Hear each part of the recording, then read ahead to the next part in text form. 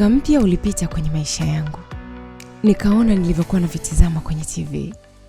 Uhalisia ukaanza kutawala moyoni, japo kwa uoga, lakini nilianza kuamini hakuna kinachoshindikana. Sikuwahi kuona mwanamke mwenye ruhusa ya kufanya kila akipendacho. Sikuwahi kuwaza kama uwezo haupimi kwa jinsi, bali ni uwezo binafsi. Niliona kwenye TV watu wakiwa na furaha. Nikawa najiuliza wanawezaje? Lakini leo naiona furaha mbele ya macho yangu. Hawa wanawezaje kuwa na furaha kiasi hiki?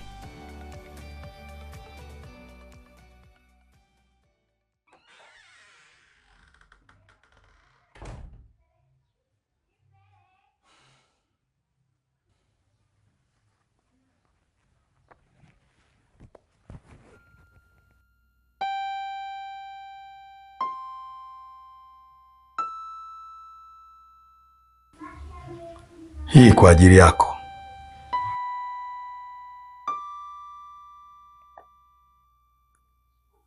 Asante. Humo kuna namba hizi: yangu, ya shangazi na mama.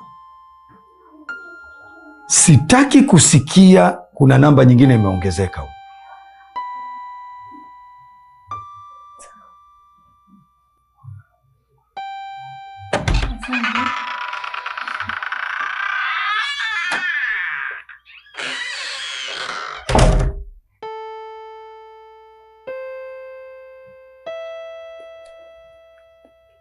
Halo. Mama. Ni mimi Linda. Kweli Mungu kaubariki mguu uliotoka nje. Na haijalishi ni kwa sababu gani. Nachojua, Mungu alimtuma shangazi kunifundisha kitu kipya kwenye maisha yangu.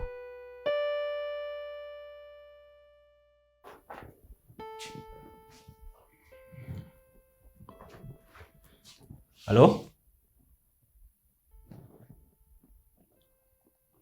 Nani? Dokta? Oh. Sawa. Asante kwa taarifa.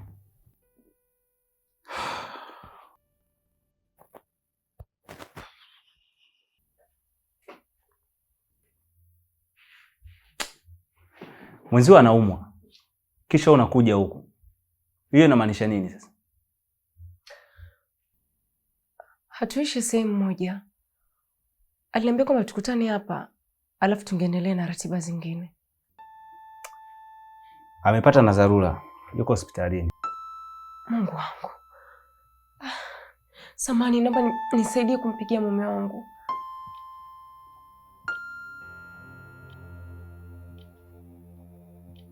Wewe unajua kutumia simu? Yaani hii simu ni mpya. Kwa hiyo vitu vingi vilivyomo bado sijavikariri.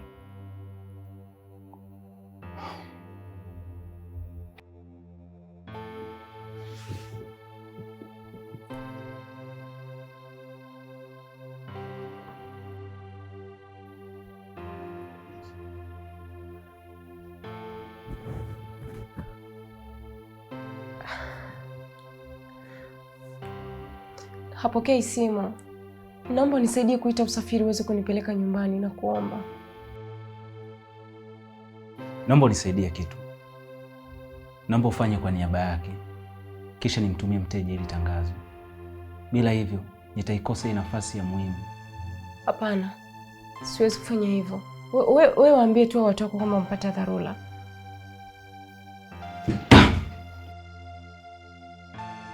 Nilijua tu. Yaani binadamu ndo anayekatisha ndoto za binadamu mwenzie.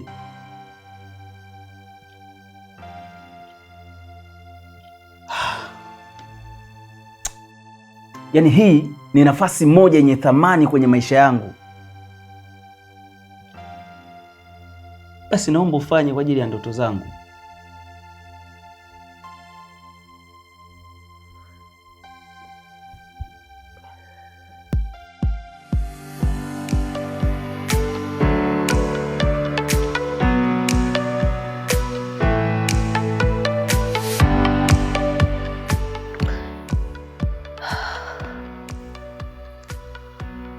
Kwa mama mjamzito anashauriwa kula viazi vitamu, kwa sababu viazi vitamu ni chanzo muhimu cha vitamini A. Kuna ile ndoto mtu huiona akiwa mdogo, na kuna ile ambayo ukiwa mkubwa unatamani kuitimiza. Kwani furaha mtu huzaliwa nayo ama husababishwa na watu? Ukikosa furaha kutoka kwa wazazi, ni rahisi kupata kutoka kwa mtu baki. Haya yote yamewezekana sababu ulikubali kunipa nafasi ya pili kwenye ndoto zangu. Mteja ameipenda sana sauti yako na ameomba sauti zote za nyuma zirudiwe kwa sauti yako, na malipo yake yatakuwa ni makubwa sana. Asante Mungu wangu. Asante sana Mungu wangu.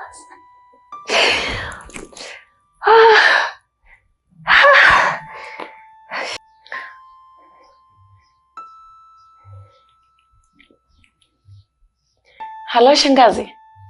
Pole sana shangazi yangu. Unaendeleaje? Nipo salama binti yangu. Producer kanitumia sauti uliyoingiza. Hakika umefanya vizuri sana mwanangu. Asante sana shangazi.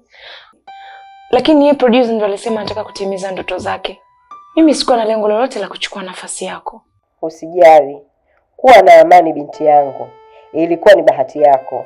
Asante shangazi. Usijali.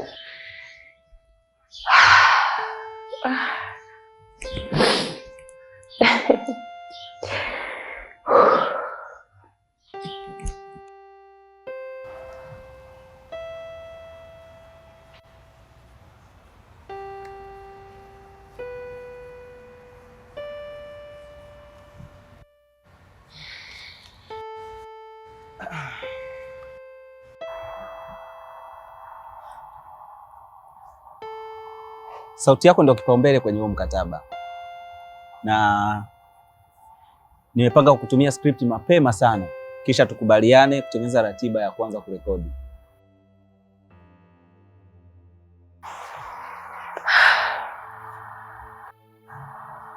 Yaani hata ukinipa miaka 10 ya kufikiria, jibu langu litakuwa ni hapana.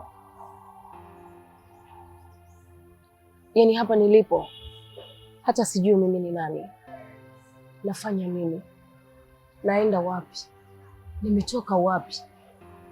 Hakuna ninachojua kuhusu mimi.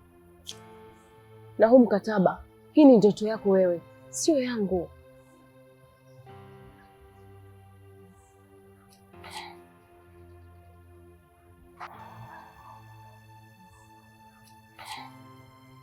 Hebu sikilize kitu kimoja. Hata mimi sikuwa najua naenda wapi, lakini nafasi moja tu ilitengeneza ndoto inayoishi mpaka sasa hivi. Ndoto yako imebebwa na sauti yako. Hebu jaribu kuipa nafasi sauti yako.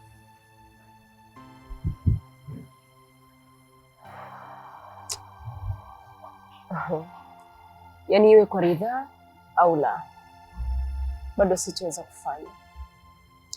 Alafu sikiliza, mimi ni mke wa mtu. Naomba usinipigie simu wala usinitafute. Na tafadhali, naomba uheshimu mipaka yako.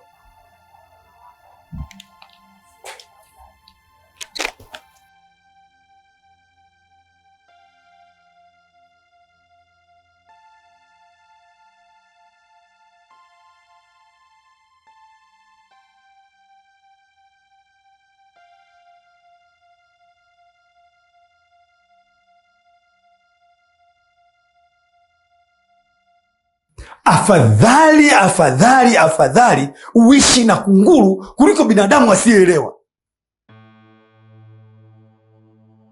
Hebu niambie, upuzi gani unafanya? Huyu mpuzi gani? Huyu mpuzi ni nani? Sasa kuanzia hii leo na siku zinazoendelea mbele, ni marufuku kunyanyua mguu wako kutoka nje ya hii nyumba. Na uelewe hivyo. Sasa ole wako uende tofauti na maagizo yangu, ndio utakaponijua mimi ni nani na rangi zangu ni zipi.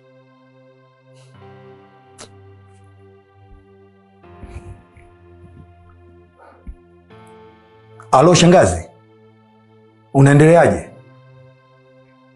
Shangazi, nataka nikuulize swali moja. Hivi ni kweli kabisa kutoa ruhusa kuongozana na mke wangu ndio tayari ukaona ndio sababu ya kwenda kufanya yeye kufanya umalaya, si ndio? Kweli shangazi, hii ni sawasawa? Huyu ni mke wa mtu. Kwa nini mtu anatoa ruhusa kwa ridhaa yake unaenda kufanya vitu kama hivi?